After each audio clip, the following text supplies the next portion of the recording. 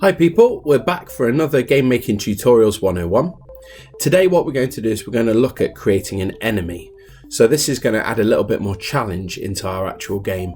We're going to come across something called a prefab. Now you won't maybe have heard of this.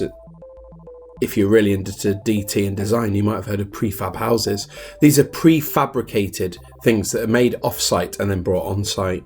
So within our game, these are going to be pre-made, effectively, items that we're going to be able to use, in this case, the enemy.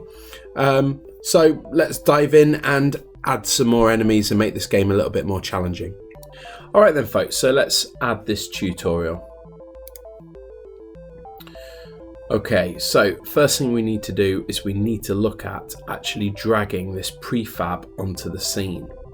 Now, the actual prefab assets are in the scene window, all right, under prefabs.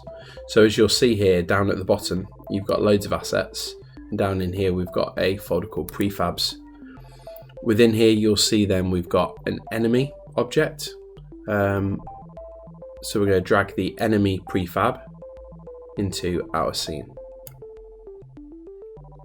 Brilliant. Next then, we're going to move it about. So if that's not in the correct place, remember we can move it.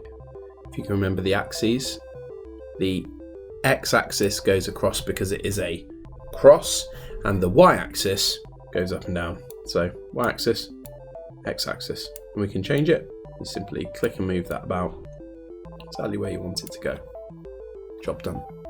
That's really all there is to it, folks. It's really easy to do. So that's the great thing with Unity now, is they come up with and have created these amazing prefabs for us to be able to use. So if we go back to prefabs again, you can just drag out more enemies. I probably wouldn't recommend adding in more than one player. And then don't forget to hit play, and let's actually see what it's gonna work like. Because although you can add more than one player, you might have some issues with it. Oh. That's madness. Anyway, you can add in whatever you want, have a mess around, have a bit of a play, see how you get on. In the next tutorial, we're going to look at actually putting it together and putting it out there.